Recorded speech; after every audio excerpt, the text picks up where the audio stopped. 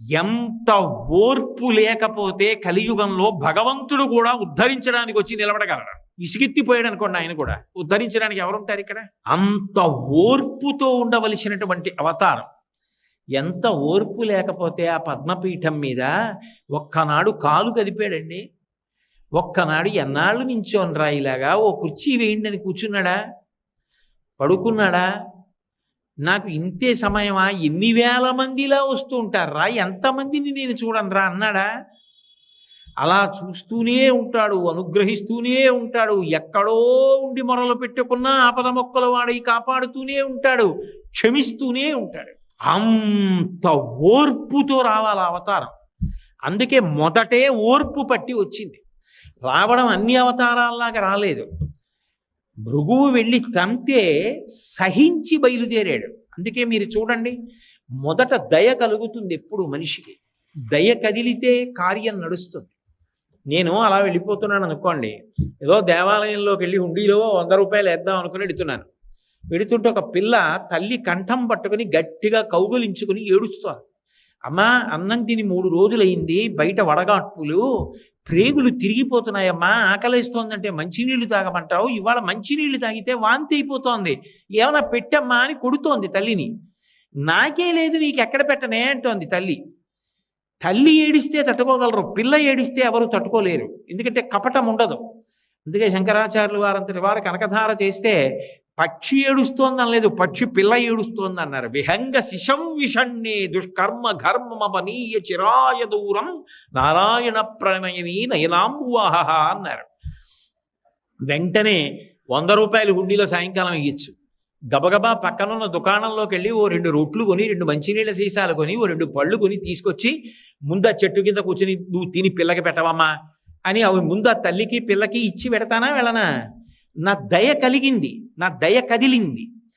అసలు ఆ పరిస్థితిని చూడగానే అబ్బా బాబోయ్ ఇంత దారుణంగా ఉన్నారే అని దయ కదిలితే అక్కరకు రావాలి అని నాలో ఉన్నటువంటి ఒక క్రియ కదిలింది. ఒక పని చేశాను. ముందు కనపడని దయ కదులుతుంది, కనపడేటటువంటి కర్మ నడుస్తుంది. దయ కదలకపోతే కర్మ ఎలా నడుస్తుంది? ఈశ్వరుడు భూమి మీదకి రావాలంటే ముందు ఆయన దయ కదలాలి. ఎవరా దయ? అమ్మవారే. వేదాంత దేశికులని మహానుభావులు వారు అందరిలాగా లక్ష్మీ శతకము అలా శతకాలు చేయలే, ఆయన దయాశతకము అని చేశారు. ఆ శతకం పేరే దయాశతకం. దయాశతకం పరమాద్భుతమైన శతకం. ఇప్పటికీ పద్మావతి అమ్మవారి దేవాలయంలో అప్పుడప్పుడు అందులో శ్లోకాలు చదువుతూ ఉంటారు. అందులో ఒక అద్భుతమైనటువంటి మాట అంటారు. అమ్మ, అహమస్మి అపరాధ చక్రవర్తి. నేనెవరో తెలుసా? నేను చక్రవర్తినమ్మా. దేనికి? అపరాధములు చెయ్యడంలో నా అంత చక్రవర్తి లేడు. చక్రవర్తి అంటే విశేషమైనటువంటి ఐశ్వర్యం ఉంటుంది. నా దగ్గరే ఉందో తెలుసా? విశేష సంఖ్యలో చేసిన పాపాలు ఉన్నాయి, అన్ని అపరాధాలు చేశాను. అహమస్మి అపరాధ చక్రవర్తి త్వంచ గుణేన సార్వభౌమి. అమ్మా, నువ్వు సార్వభౌమురాలివి, నీ దగ్గరే ఉంది. మమ్మల్ని క్షమించడానికి కావలసినన్ని మంచి గుణాలు ఉన్నాయి. కాబట్టి నా అపరాధాలని నువ్వు క్షమించు తల్లి. కరుణే ఓ దయామూర్తి. అమ్మవారిని దయా అనే పిలుస్తారు. అందుకే దయ ఎక్కడుంటుంది మనిషికి? ఎవరైనా చెయ్యకూడని పని చేశాడు అనుకోండి, అలా ఓ పసిపిల్ల ఆడుకుంటూ వెడుతోంది, వెళ్ళి ఆ పసిపిల్లని గట్టిగా గిల్లేసి ఏడుస్తుంటే సంతోషపడ్డాడు అనుకోండి, నీకు దయలేదురా అని ఇలా చెయ్యో తలో చూపించారు. దయలేదురా నీకు, ఇట్లా ఆడుకుంటున్న పిల్లకి గిల్లి సంతోషపడతావు అంటారు. దయలేదా అని ఇక్కడ చూపిస్తారు. దయ ఎక్కడుంటుంది? పరమేశ్వరుడికి కూడా గుండెల్లోనే ఉండాలి. అందుకే ఈశానాం జగతోస్య వెంకటపతేర్ విష్ణోః పరాం ప్రేయసీం తద్వక్షస్థల నిత్యవాసరసికాం తక్షాంతి సంవర్ధినీం పద్మాలంకృత పణిపల్లవయుగాం పద్మాసనస్తాం శ్రియం వాత్సల్యాది గుణోజ్వలాం భగవతీం వందే జగన్మాతరం అంటారు. ఆవిడ రెండిటిని ఏకకాలంలో చేస్తూ ఉంటుంది. అందరం అపరాధాలు చేసి పెడుతున్నాం. ఎవరో మహాత్ములు కొంతమంది, మీ వంటి వారు పుణ్యాత్ములు ధర్మాత్ములు భగవంతుడు సంతోషించేటట్టు వెళ్ళవచ్చుగాక, కానీ నా వంటి వారి సంఖ్య ఎక్కువ ఉంటుంది కదా. అధర్మం చేసిన వాడు, ఆర్తితో ఉన్నవాళ్ళు ఎక్కువ మంది వెళుతుంటాం. వెళుతున్నప్పుడు భగవంతుడు ఏమిటి ఇంకా దీనికి అంతూ పొంతూ లేదా, రోజు రోజుకి పెరిగిపోతున్నారా అని విసుక్కోకుండా ఉండాలి అంటే ఓర్పు పెరుగుతూ ఉండాలి. అమ్మో, వేదాంత దేశికులు అద్భుతమైన మాట అన్నారు. సర్వసాధారణంగా ఆయుధాలని కూడా సానబట్టుకుంటారు. ఎందుకని అంటే అవి మొరటుగా అయిపోయి అనుకోండి, ప్రయోగించినప్పుడు పనిచేయద్దు. అందుకని వాటిని కూడా సానబట్టుకుంటారు. ఏదో ఇంట్లో కత్తులు చాకులు ఇటువంటివి సానబట్టుకున్నట్టు. సానబట్టుకోవడం ఎందుకు అంటే కూరగాయలు అవి తేలిగ్గా తరుక్కోవడానికి నా ఉద్దేశం, అన్య ప్రయోజనాలకని కాదు. కాబట్టి ఇంట్లో ఉన్న పదునైన పరికరములను సానపెట్టుకుని సిద్ధం చేసుకున్నట్టే ఈశ్వరుడు కూడా అప్పుడప్పుడు ఆయుధములను సానపట్టుకుంటూ ఉంటాట. చక్రం ఇటువంటివి. వేదాంత దేశికులు అన్నారు, అమ్మవారు నే పడతానులేండి అని ఆ ఆయుధాలు తీసుకుని దయతో సానబట్టిందిట. ఇప్పుడు దయతో సానబట్టింది కాబట్టి ఆ ఆయుధాలు వచ్చి తగిలినా మనం చెయ్యవు. అది తీసి ఆయన ప్రయోగిద్దాం అనుకున్నా ఆయనకి దయ కలుగుతుంది. తక్షాంతి సంవర్ధిని. ఆవిడ ఇక్కడ కూర్చుని ఓర్పు పట్టండి, ఓర్పు పట్టండి, మరి కలియుగం కదా అని అలా చెప్తూనే ఉంటుంది. ఇంటి ఇల్లాలు మంచి మాటలు చెప్తోంది అనుకోండి, పోన్లిద్దరూ ఓర్పు పట్టండి మనవాళ్ళు కదా అంటోంది అనుకోండి, ఆయన ఉల్లాసంగా చేస్తాడు. మీకు ఎందుకంటారు ఇవన్నీ అని 10 మాటలు అందనుకోండి, అబ్బో ఇవన్నీ ఎక్కడ పడతానండి అని ఆయన అంటాడు. ఆమె వలన ఆయన పైకి కనపడదు కానీ వెనక ఆవిడ ఉంటుంది. అలా తక్షాంతి సంవర్ధిని, ఆయన ఓర్పుని ఆమె పెంచుతోంది. మన పట్ల వాత్సల్యం ఈశ్వరుడు చూపిస్తున్నాడు. అప్పుడు గోవు తన కడుపున పుట్టిన దూడని మాంసాహారి కాకపోయినా మావిని నాలుకతో నాకినట్టు మన పాపములను ఈశ్వరుడు తొలగించేస్తున్నాడు, తొలగించి కాపాడుతున్నాడు. కాపాడడానికి ఆవిడ ముందు కదులుతోంది. కదలడం కూడా ఏదో సామాన్యంగా కదలడం కాదు. శ్రీగుణరత్న కోశంలో పరాశర భట్టర్లు ఒక అద్భుతమైన మాట అంటారు.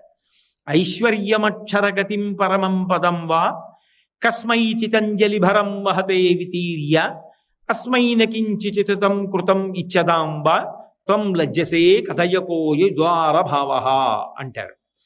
త్రికరణ శుద్ధిగా ఎవరో వెళ్ళి అమ్మవారి దగ్గర ఇలా నమస్కారం పెట్టేట, అంజలి ఘటించాడు. త్రికరణ శుద్ధిగా పెట్టాడు నమస్కారం. ఒరే నువ్వు ఇంత త్రికరణ శుద్ధిగా నాకు అంజలి ఘటించావు, ఇహలోకమునందు నువ్వు సమస్త భోగములను అనుభవించు ఇస్తుందిట. 3 తరాలు చూడు దీర్ఘాయుష్మంతుణ్ణి చేస్తుందిట, ఆరోగ్యం ఇస్తుందిట, తేలికగా శరీరం నుంచి విడిపడేటట్టుగా చేస్తుందిట.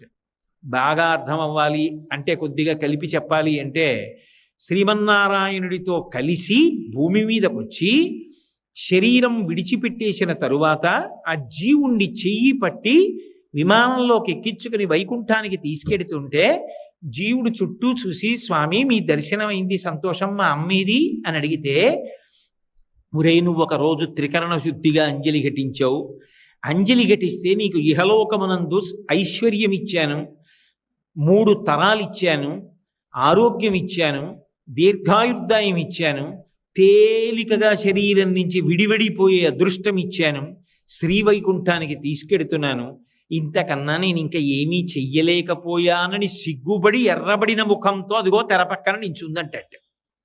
త్వం లజ్జసే కథయకో యజుదార భావ జ్ఞానక్రియా భజన సంపత కించనోహం ఇచ్చాధికార చకనానుశయా అనభిజ్ఞ అంగాసి దేవి వయోరపి దుస్సహాని బద్ధామి మూర్ఖచరితత్తవ దుర్భరోస్మి అంటారు. ఆ తల్లి అంతటి దయాగుణంతో ప్రసన్నురాలై ఉంటుంది. అందుకని ఆమె ముందు కదలాలి.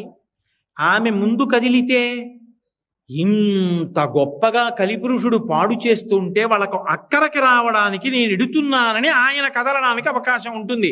ముందు దయ కదిలితే ఆయన కదులుతాడు. అందుకని ఆమె కొల్హాపురం వచ్చింది, ఆయన భూమి మీదకి వచ్చాడు.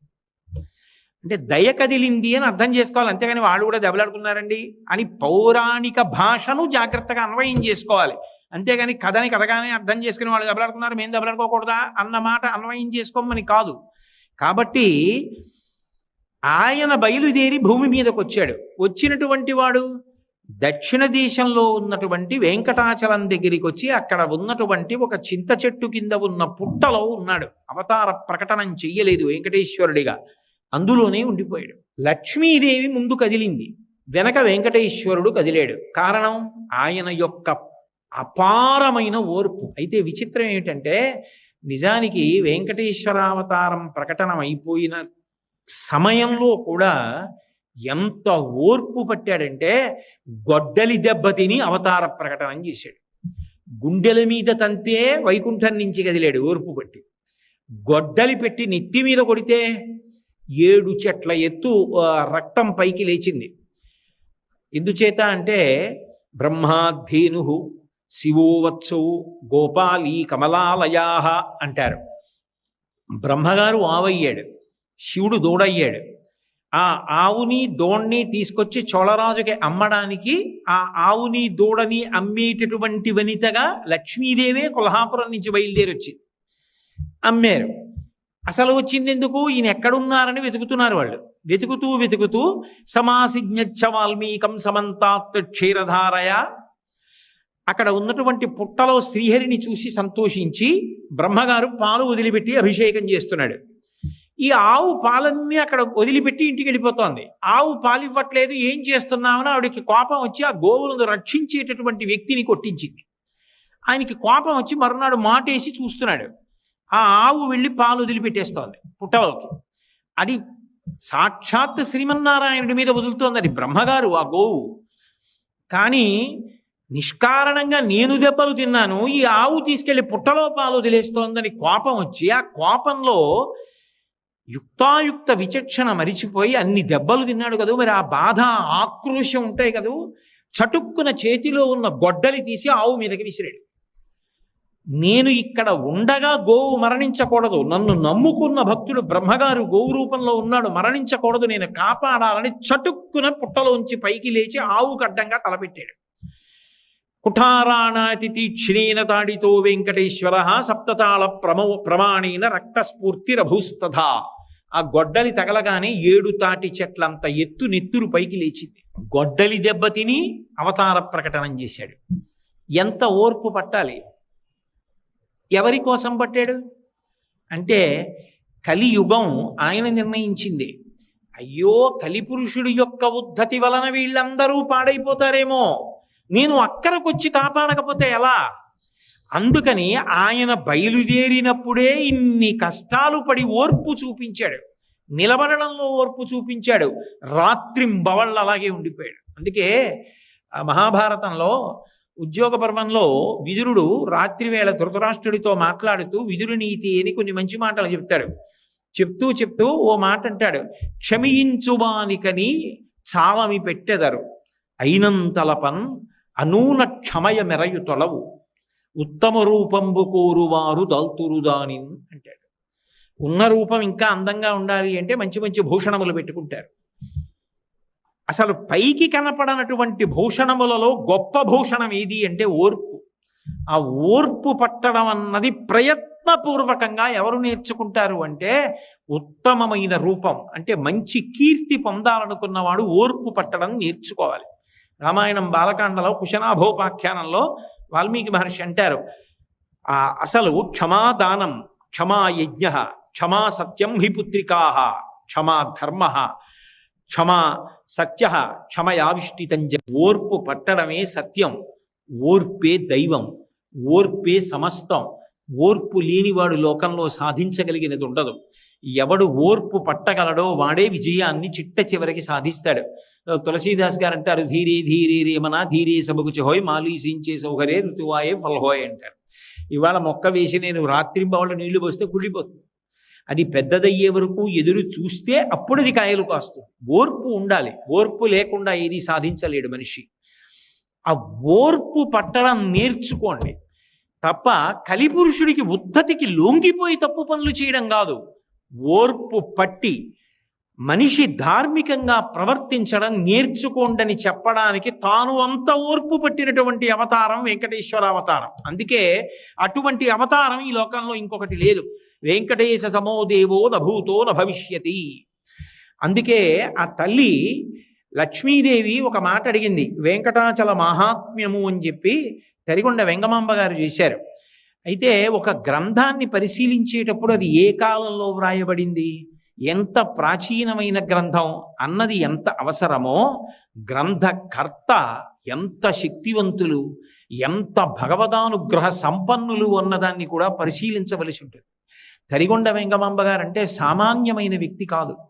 ఆవిడ భాగవతం చదువుతుంటే తన కథ అయినా సరే వెంకటేశ్వరుడు రాత్రివేళ వచ్చి తూగుటుయ్యలలో కూర్చుని ఉయ్యాల ఊగుతూ కళ్ళు మూసుకొని కొడుతూ వింటూ ఉండేవట. ఆవిడ భాగవతం చెప్తుంటే, ఆవిడ గ్రంథరచన చేసినవి చదువుతుంటే శ్రీ వెంకటేశ్వరుడంతటి వాడు చెవి ఒగ్గి వింటూ ఉండేవాడు.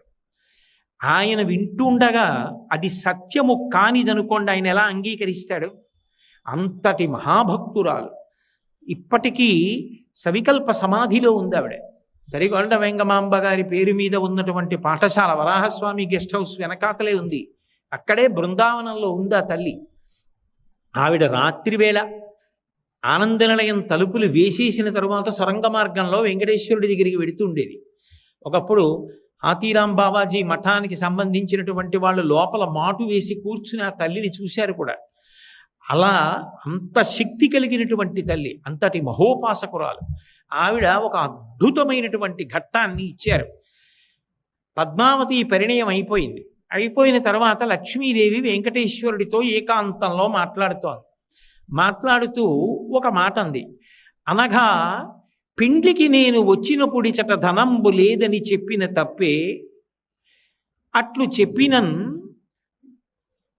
ప్రేమతో ధనంబు నేనియనే, నన్నప్పుడు తేరచేసి ధనదున్ నా పిండ్లికి నీవు అప్పు ఇమ్మని యాచించుట ఏమి కార్యము తెలుపుమా ఓ వెంకటేశ అంటుంది.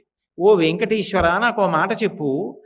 నిజంగా ఈ అవతారంలో నువ్వు వైకుంఠం నుంచి వచ్చినప్పుడు నీ దగ్గర డబ్బేమీ లేదనుకో, పోనీ అనుకో, పద్మావతి పరిణయానికి డబ్బులు కావలసి వచ్చాయనుకో. నేను వచ్చాను కదా పెళ్లికి కొల్హాపురం నుంచి, ఏదో పాతాళలోకం నుంచి వచ్చానుగా సూర్యభగవానుడు వచ్చినప్పుడు లక్ష్మి పెళ్లికి డబ్బులు లేవంటే నేను ఇవ్వనా ప్రేమతో? నువ్వు నన్నడగకుండా నన్నప్పుడు తేరచేసి ధనదున్ నా పిండ్లికి ధనమిమ్మని అప్పు చేయుట ఏమందున్ జగన్నాయక. ఓ జగన్నాథుడా, కుబేరుడి దగ్గరికి వెళ్ళి లక్ష్మీపతివి నా పెళ్లికి అప్పిమ్మని, పైగా ఓ నోటు రాసిచ్చి దానికి రుణపత్రం ఇచ్చి డబ్బు అప్పుచ్చుకుని పెళ్లి చేసుకున్నావా? ఎందుకు చేసావలా అని అడిగింది. అడిగితే ఆయన అప్పుడు ఒక మాట చెప్పాడు. లక్ష్మి, నువ్వు డబ్బు ఇవ్వలేవని కాదు, నేను డబ్బు సృజించలేక కాదు. నేను శ్రీయప్పతిని, నువ్వు నా భార్యవి. ధనము లేక కాదు అప్పు చేసింది, అది మిష. నిజానికి నేను ఎందుకున్నానో తెలుసా? కలియుగంలో ఇక్కడే. దానికి ఒక కారణం ఉంది. శ్రీవైకుంఠ విరక్తాయ స్వామి పుష్కరిణీతటే రమయా రమమాణాయ వెంకటేశాయ మంగళం. శ్రీవైకుంఠం మీద విరక్తి పుట్టింది. కారణం భోగాలు తక్కువై కాదు. అయ్యో, ఈ యుగంలో కలిపురుషుడి ఉద్ధతి వలన ప్రజలందరూ ఇంత బాధపడుతున్నారు. బాధపడుతుంటే వాళ్ళని కాపాడడానికి నేను అక్కడ ఉండకుండా ఇక్కడ కూర్చుని ఏం చేస్తాను? వాళ్ళకి ఊరట కలగాలంటే అంతటా ఉన్నానన్నది సత్యమే, కానీ నేను ఒక రూపంతో వాళ్ళకి ఎదురుగుండా కనపడితే వాళ్ళకి ఊరట. అందుకని నేను అక్కడ ఉండాలి. అక్కడ ఉండడం కోసమని నేను వెళ్ళాలి. అందుకని నేను ఇక్కడే ఉంటాను, నేను రాను. కారణం ఏమిటో చెప్పమంటావా? కలియుగంబున ప్రజలు పాపకర్మంబులనరించి రోగాది తాపత్రయముల్ కలుగగా వెరచి తత్కాలంబునందు నన్ను పేర్కొనుచు పలు మొరల్ పెట్టినప్పుడు వచ్చు వారి ఆపదల తీర్చి వారి బ్రోవక ఒరకుండుట నాకు నీతి కాదు. పాపంబుపై ఆకర్షణంబు చేసి వచ్చు ఆపదల తీర్చి ధనము ఈ కొండపైకి రప్పించి నిస్పృహుండనగుచు అజ్ఞులైన జనులకిప్పింతు నచలమతిని.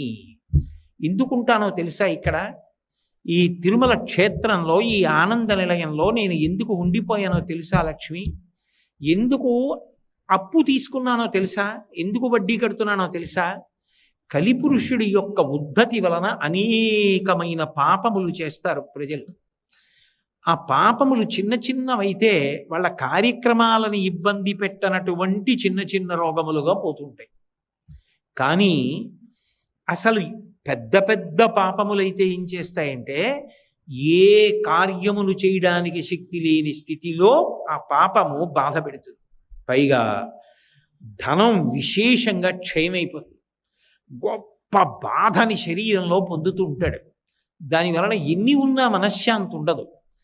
అటువంటి రోగముల చేత బాధపడుతూ ఉంటారు.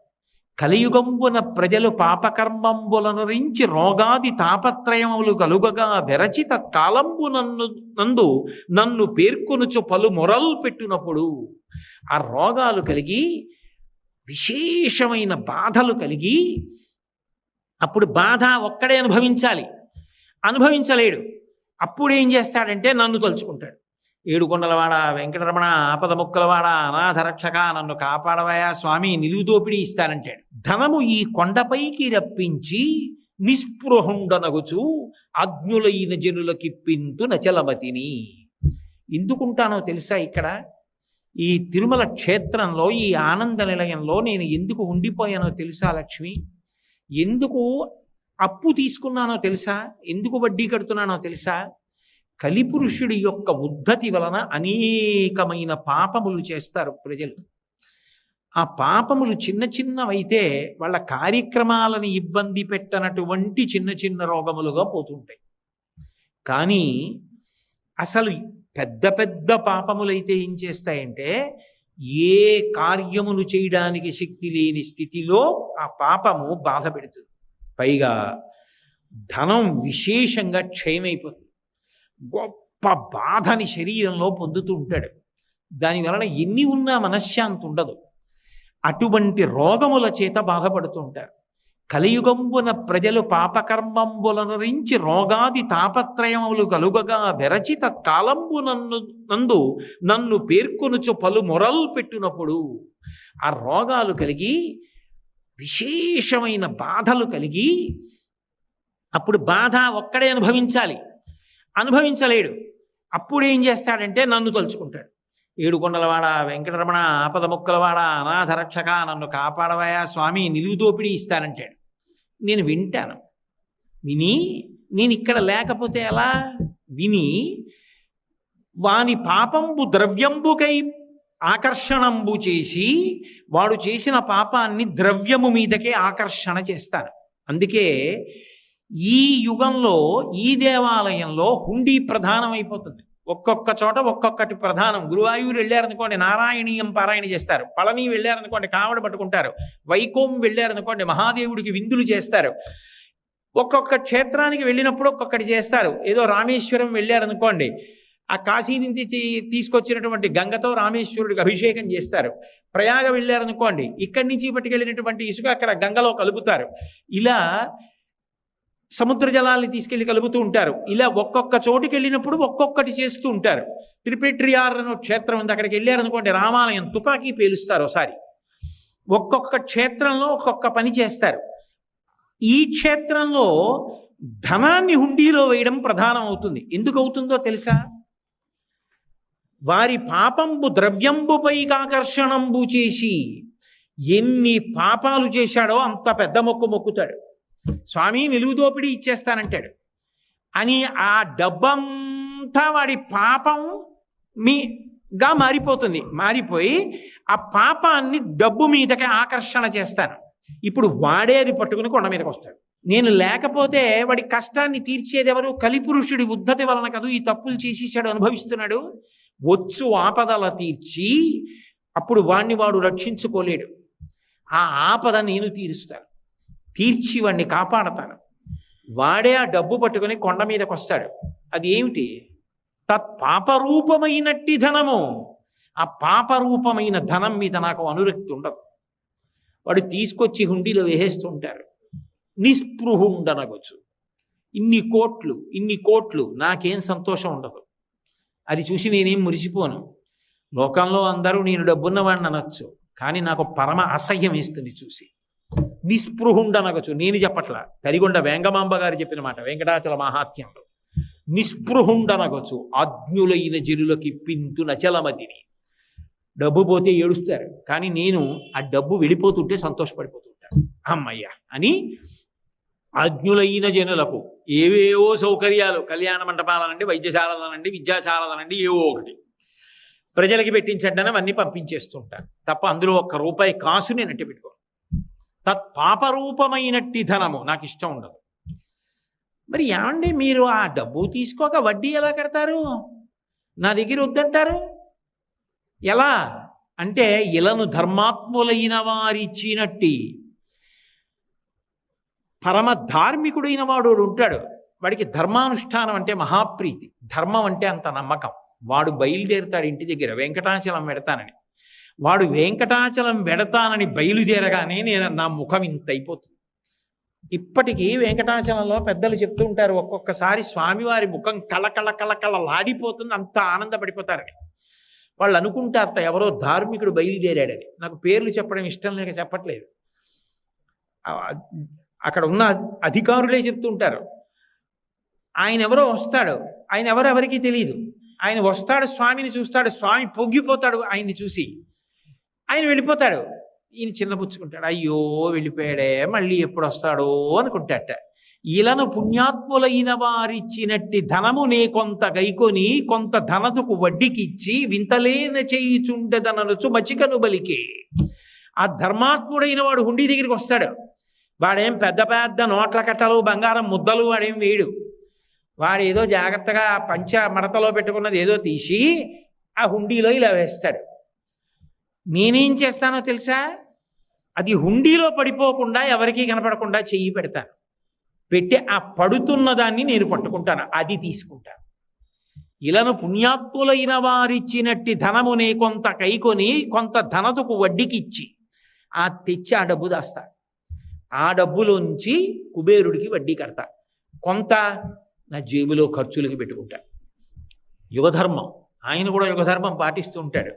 అందుకని నేను మీకు ఎన్నో చోట్ల చూపిస్తే ఆయన యుగధర్మం పాటించడం ఎంత గొప్పగా పాటిస్తాడో.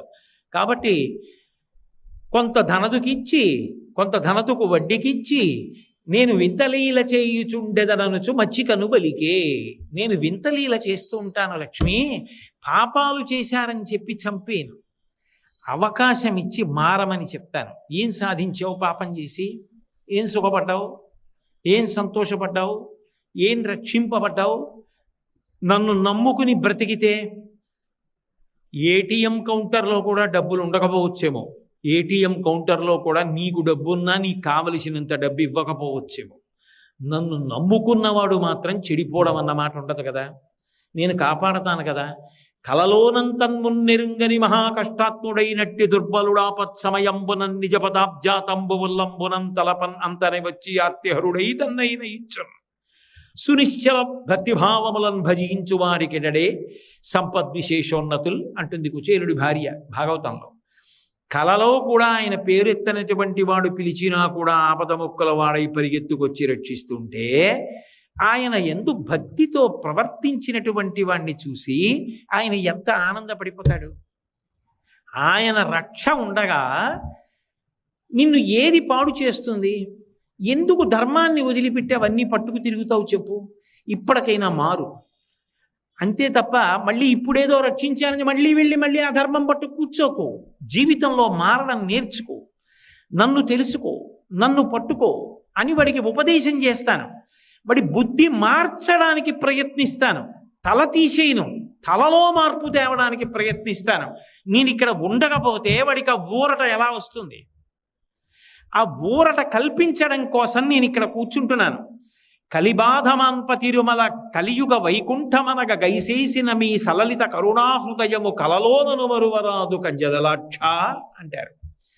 కలిబాధమాన్ తీర్చడానికి ఆయన వైకుంఠం నుంచి బయలుదేరి వచ్చి సర్వ సుఖములను అనుభవించవలసిన వాడు అంత కష్టపడి అలా నిలబడి అలాగే ఉండిపోయి నేనున్నాను అని కాపాడి ఎక్కడో ఎవడో పాపం చేసి ఆర్తి పొందినా సరే ఈసారికి నిన్ను కాపాడుతున్నాను, వద్దురా, నా మాట వినరా, అధర్మం జోలికి వెళ్ళకరా అని మనసు మార్చడం కోసమని వైకుంఠాన్ని వదిలిపెట్టి ఇక్కడికొచ్చి పద్మపీఠం మీద నిలబడిపోయాడు.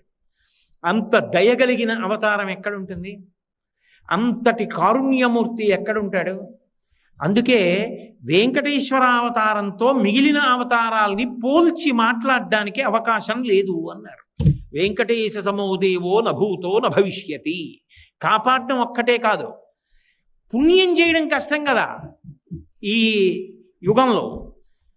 కలిపురుషుడు పుణ్యం చేయాలి అంటే పెట్టుబడి పెట్టాలి, కాసేపు వచ్చి కూర్చోవాలి, కాసేపు వినాలి, కాసేపు శ్రద్ధతో చూడాలి. ఓ ఉత్సవంలో పాల్గొనాలంటే ఓ రూపాయి ఖర్చు పెట్టాలా, ఓ గంట వచ్చి కూర్చోవాలా, కొన్ని రోజులు తెల్లవారుజామున నిద్ర లేవాలా, ఇవన్నీ పెట్టుబడి. ఏమీ చెయ్యకుండా రమ్మంటే పుణ్యం ఎక్కడి నుంచి వస్తుంది? రాదు జీవుడికి. నలుగుడు పడితే పుణ్యం వస్తుంది. చెరుక్కర్రైనా నలిగితేనే తీయని రసం వస్తుంది. ఏ నలుగుడు పడకుండా రమ్మంటే ఎక్కడి నుంచి వస్తుంది? అందుకని కలియుగంలో పుణ్యకర్మల కొరకు వెచ్చించమంటే వెచ్చించరు. కానీ నేను వాళ్ళకి ఒక గొప్ప పుణ్యాన్ని కట్టబెడతాను ఇక్కడ నిలబడి. ఏమి కట్టబెడతాను అంటే స్కంద పురాణంలో శ్రీ వెంకటేశ్వరుని యొక్క మూర్తిని దర్శనం చేసినంత మాత్రం చేత సకల తీర్థముల యందు స్నానము చేశాడని, అందరూ దేవతల్ని దర్శనం చేశాడని ఫలితాన్ని పొందడానికి అవకాశం ఉంటుంది.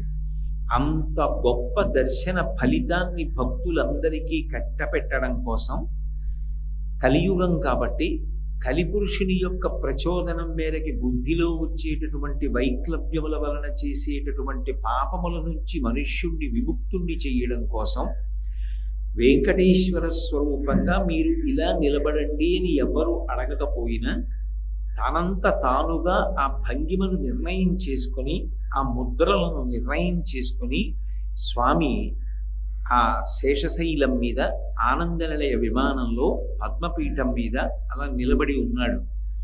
అది కేవలంగా ఒక మూర్తి కాదు, దానిని దేవతా సంఘములు తయారు చేయలేదు, విశ్వకర్మ చెక్కలేదు. అది ఎవరు మీరు ఇలా ఉండండి అని ప్రార్థన చేస్తే పట్టిన భంగిమ కాదు. సాక్షాత్ శ్రీమన్నారాయణుడే లోకానికి అంతటికీ కూడా ఒక సందేశం ఇవ్వడం కోసమని మౌన వ్యాఖ్య చెయ్యడం కోసం ఒక ప్రత్యేకమైనటువంటి ముద్ర పట్టి నిల్చున్నటువంటి మూర్తి అని మీకు వివరణ చేయడం జరిగింది. పద్మాసనస్థయౌ పద్మావతీదేవి నిజవక్షమందున నిలుపుకొనుచు జనులకు తన చరణములే గతి అని దక్షిణ కరము పాదములు చూప, తన చరణములు నమ్మిన వారలకు ఈ భవాంబోధి కటిదగ్నమగునటంచు, వామహస్తంబు కటిభాగమున నుంచి చూపరులకు సంకేతించుచుండ, పరమ పావన శేష పర్వతము మీద అలరు ఆనంద నిలయమందను నిలచి దివ్యమంగళ విగ్రహుండవ్యయుండు పరమ పావనుడు శ్రీ వెంకటేశ్వరుడు వేడిక అంటారు. ఆ వెంకటేశ్వర స్వామి వారి యొక్క మూర్తి వైభవాన్ని చెప్తూ ఆయన నిలబడినప్పుడు కొద్దిగా ఎడం పక్కకి వంగినట్టుగా ఉంటారు. ముఖమున చిరునవ్వు స్పష్టంగా కనపడుతూ ఉంటుంది. మూతి ఏదో సున్నా చుట్టినట్టుగా ఉండి ప్రహృష్టవదనంతో ఉంటారు. ఎంతో సంతోషంగా ఉంటారు. బాగా పట్టి పట్టి చూస్తే రెండు కన్నులు మూసుకుని ఉన్నారా అని అనిపిస్తుంది. ఆ ఊర్ధ్వపుండ్రములు కూడా అంతగా పెట్టబడి ఉంటాయి.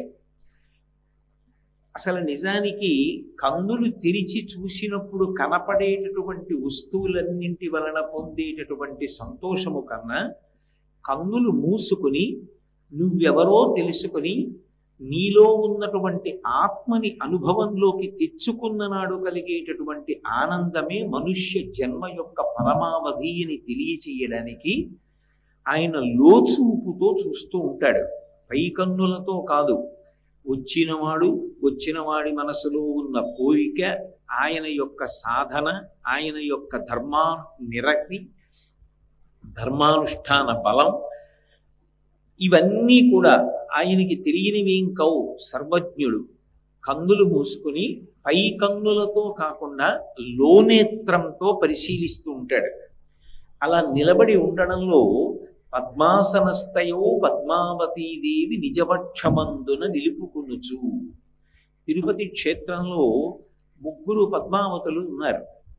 ఎందుచేత ఈ మాట అంటున్నాను అంటే శ్రీ వెంకటేశ్వర స్వామి వక్షస్థలంలో అధివసించి ఉన్నటువంటి వ్యూహస్వరూపమైనటువంటి లక్ష్మీదేవి ఒకరు.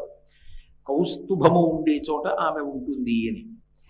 అటువంటి లక్ష్మీదేవి ఒకరైతే ఒకానొకప్పుడు త్రేతాయుగంలో వేదవతికి ఇచ్చినటువంటి వరాన్ని పూర్తి చేయడం కోసం పరమాత్మ సంకల్పం చేస్తే ఆకాశరాజు నారాయణవనంలో భూమిని దున్నుతున్నప్పుడు ఒక మందసం లభించి ఆ పెట్టెని విప్పి చూసినప్పుడు ఆ పద్మాలలో పడుకుని అయోనిజగా తనంత తానుగా ఆవిర్భవించినటువంటి పద్మావతి ఒకరు. ఆమెని పరిణయం చేసుకున్నాడు.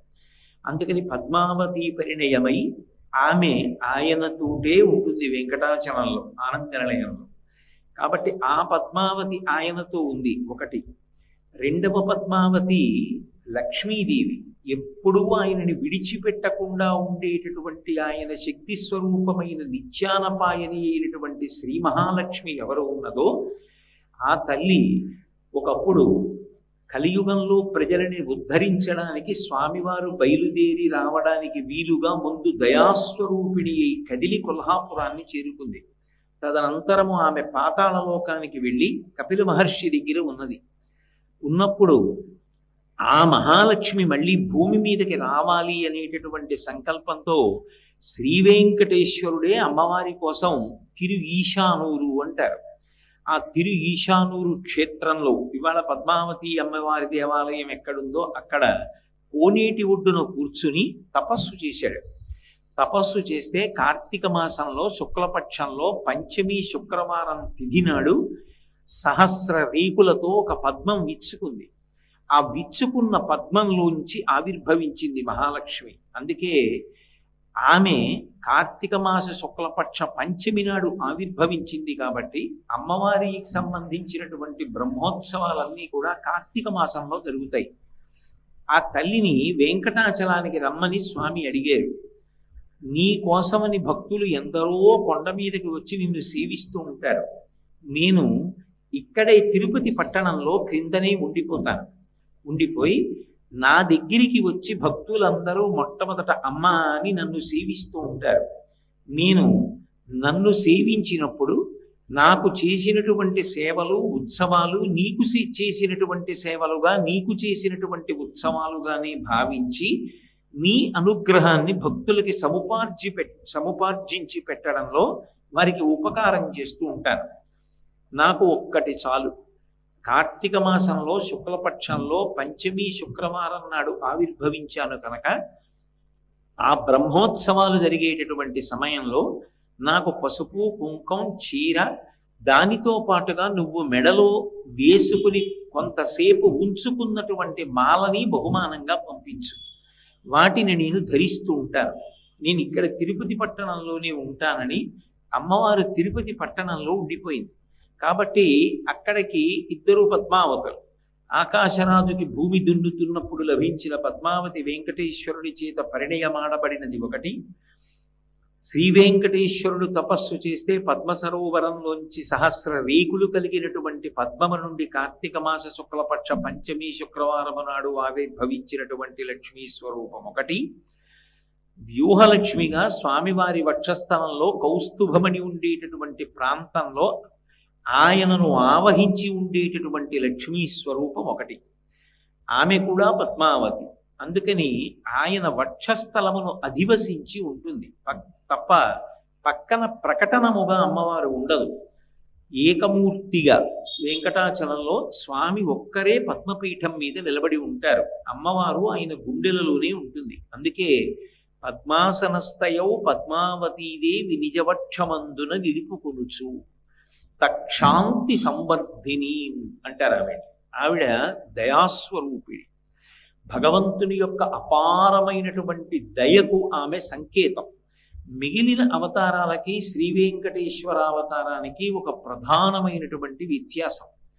పాపమునందు అనురక్తి బాగా పెరిగిపోయి అధర్మాచరణం చేస్తూ జనులను హింస చేసేటటువంటి వాళ్ళని ఇంకా లక్షల మందిని కూడా తెగటార్చేసాయి శ్రీ మహావిష్ణువు యొక్క అవతారములు. ధర్మ వ్యతిరేకమైనటువంటి నడవడిని ఆయన అంగీకరించలేదు. ఎందుకనంటే అసలు భగవంతుని యొక్క ప్రధానమైన లక్ష్యమే ధర్మ సంస్థాపన.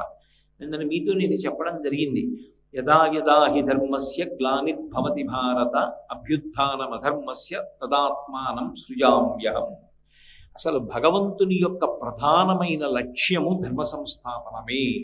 అందుకే ధర్మాన్ని పట్టుకునే వాళ్ళు, ధర్మమునందు పక్షపాతమున్నవారు, ధర్మానురక్తి కలిగిన వాళ్ళు అంటే భగవంతుడికి అంతటి ప్రీతి. ధర్మ వ్యతిరేకుల యొక్క పీచ మనుస్తూ ఉంటాడు. అందుకే ఆయన భాగవతంలో ప్రహ్లాదోపాఖ్యానంలో దేవతలందరితో మాట్లాడుతూ ఒక మాట అంటాడు. నేను ఎప్పుడెప్పుడు అవతారం తీసుకుని భూమి మీదకి వస్తాను అంటే శుద్ధ సాధులందు, సురలందు, శృతులందు, గోవులందు, విప్రకోటియందు, ధర్మ పదవి ఎందు, తవిలినాయందు, వాడెన్నడలుగు నాడి హింసనందు అంటాడు. ఆయన కొన్ని స్థానములు చెప్పాడు. వాటి జోలికి వెళ్ళి వాటిని పాడు చేయడానికి ప్రయత్నిస్తే నేను అంగీకరించాను. అవతలవాడు తప్పు చెయ్యకుండా మీరు ప్రార్థన చేశారు అని ఒక అవతారంగా వచ్చి నేను ఎవరిని సంహరించాను. వాడు తప్పు చెయ్యాలి. ఏ తప్పులు చెయ్యాలి? శుద్ధ సాధులందు, భగవంతుణ్ణి నమ్ముకుని బ్రతికేటటువంటి పరమ భాగవతోత్తముల జోలికి వెళితే నేను ఒప్పుకోను. భగవంతుణ్ణి సేవించిన కన్నా భాగవతోత్తముల్ని సేవించడం చేత భగవంతుడు ఎక్కువ ప్రీతి పొందుతాడు. అందుకే శుద్ధ సాధులందు, ప్రహ్లాదుడి జోలికి వెడితే వెంటనే నరసింహావతారం వచ్చింది. శుద్ధ సాధులందు, సురలందు, దేవతలను పదవులలో నియమించి ధర్మచక్రం తిరిగేటట్టుగా నియామకం చేసిన వాడు ఆయన. అటువంటి దేవతల జోలికి వెళ్ళి నిష్కారణంగా దేవతల్ని నింద చేసిన, దేవతల జోలికి వెళ్ళి ఇబ్బంది పెట్టే ప్రయత్నం చేసిన, అవతార స్వీకారం చేసి ధర్మాన్ని రక్షించడానికి అటువంటి వారి యొక్క పీచమనుస్తాను. కాబట్టి శుద్ధ సాధులందు, సురలందు, శృతులందు, వేదము యొక్క ప్రమాణము ప్రశ్నింపబడిన నాడు వేదము యొక్క ప్రమాణమును నిలబెట్టడానికి వస్తాను. సురలందు, శృతులందు, గోవులందు, విప్రకోటియందు. గోవులు పరమ పవిత్రమైనవి. ఆ గోవుల వలన వచ్చేటటువంటి నెయ్యి ఏది ఉన్నదో, పాలు ఏ ఉన్నాయో, ఆ గోమయము గోమూత్రము వలన యజ్ఞము జరుగుతోంది. ఆ యజ్ఞము వలన ధర్మచక్రము తిరుగుతోంది. అందుకే గోవులందు, విప్రకోటియందు మంత్రభాగాన్ని సమన్వయం చేసి దొరికిన దానితో తృప్తిగా జీవనం చేసేటటువంటి విప్రులు ఎవరుంటారో అటువంటి విప్రుల యందు నేను నిరంతరము అనురక్తితో ఉంటాను. అటువంటి వారి జోలికి వెళ్ళి బాధ పెట్టిన, గోవులందు, విప్రకోటియందు, ధర్మ పదవి ఎందు, ధర్మానికి వ్యతిరేకంగా ప్రవర్తించిన, ధర్మ వ్యతిరేకమైన ప్రసంగములు చేసిన, ధర్మాన్ని కాదని అన్న నేను అంగీకరించాను.